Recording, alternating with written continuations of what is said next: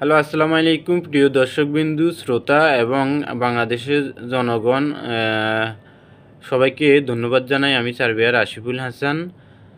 আজকে আমি যে ভিডিওটা বানাচ্ছি সেটার বিষয় হচ্ছে ইউএসএ বা আমেরিকান গভর্নমেন্ট বাংলাদেশের জনগণকে যে স্কলারশিপ প্রদান করে সেই স্কলারশিপ নিয়ে আজকের এই ভিডিওটা। তো আমি আগে অনেকগুলো স্কলারশিপ নিয়ে ভিডিও বানিয়েছি যেগুলো আপনারা হয়তো দেখেছেন। আজকে যে স্কলারশিপটি নিয়ে কথা বলবো সেটা হচ্ছে Fulbright scholarship for a secondary level teacher in USA. অর্থাৎ সেকেন্ডারি লেভেলে যেসব শিক্ষক নিয়োজিত আছেন ইনস্টিটিউশনে, হাই স্কুল অথবা বিশ্ববিদ্যালয়ে যারা শিক্ষকতা করেন, এই স্কলারশিপটা তাদের জন্য।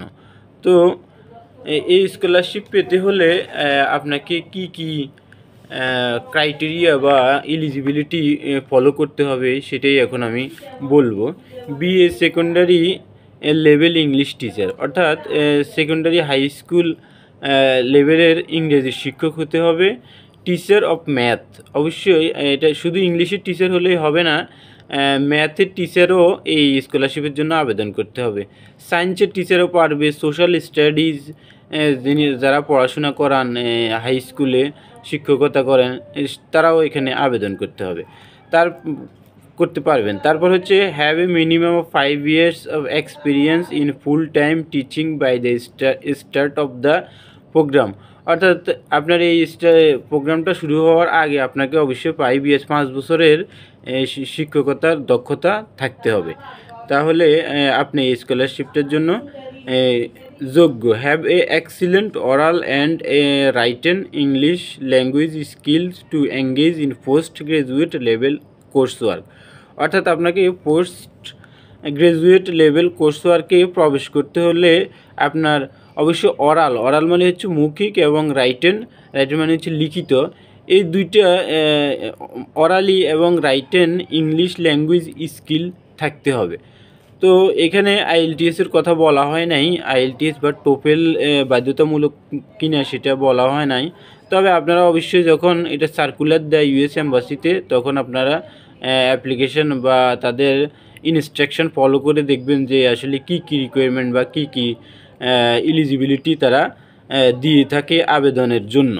তারপরে হ্যাভ এ ফ্যামিলিয়ারিটি অর্থাৎ পরিচিতি with using Microsoft sweet platform. অর্থাৎ আপনাকে অবশ্যই মাইক্রোসফট ওয়ার্ড এক্সেল কম্পিউটারে দক্ষতা থাকতে হবে। ওয়ার্ড এক্সেলের কাজ কিছুটা জানলে, মানে ফ্যামিলিয়ারিটি বলতে পরিচিতি জানা থাকতে হবে, তাহলে আপনি এটার জন্য আবেদন করতে পারবেন। এরপর হচ্ছে Bangladeshi citizen submit a complete application according to the program guideline. অর্থাৎ বাংলাদেশি নাগরিক হতে হবে আপনাকে এই স্কলারশিপটা জন্য আবেদন করতে হলে। এবং ইউএস এম্বাসিতে যে নির্দেশনা বা ইনস্ট্রাকশন দেওয়া হয় একটা নির্দিষ্ট সময়ে, সব সময় এটা আবেদন করা যায় না। তারা একটা call for application for the scholarship এরকম একটা বিজ্ঞপ্তি তারা প্রদান করে ইউএস এম্বাসিতে। তো আপনারা ওইখানে লিঙ্কে ঢুকে, বাংলাদেশ ইউএস এম্বাসির লিঙ্কে ঢুকে ওইখানে আপনারা পড়ে নেবেন ইনস্ট্রাকশনটা এবং গাইডলাইন অনুসারে আবেদন করবেন। আবেদন করলে যারা যোগ্য মনে করে যাদেরকে, তারা সিলেকশন হবেন এবং বিদেশি উচ্চশিক্ষার জন্য পড়াশোনার সুযোগ পাবেন আশা করি। তো আর কথা বাড়াচ্ছি না, আজকের জন্য ভিডিওটা এখানেই সমাপ্ত করছি। আমি সার্ভেয়ার আশিফুল হাসান। বাংলাদেশের জনগণ এবং শিক্ষকদের প্রতি শ্রদ্ধা জানাই, এবং শিক্ষকরা যাতে আরও দক্ষ হয়ে উঠতে পারে, বিদেশ গিয়ে পড়াশোনা করে আরও দক্ষ হয়ে দেশে এসে দেশের জনগণ এবং ছাত্রছাত্রীদেরকে আরও ভালো সার্ভিস সেবা দিতে পারে, সেজন্য এই ভিডিওটা করা। তো যদি ভিডিওটা ভালো লাগে তাহলে লাইক দিবেন, শেয়ার করবেন, যাতে করে জনগণ এটা জানতে পারে। এবং সবাইকে ধন্যবাদ। আমি সার্ভেয়ার আশিফুল হাসান। আমার জন্য দোয়া করবেন।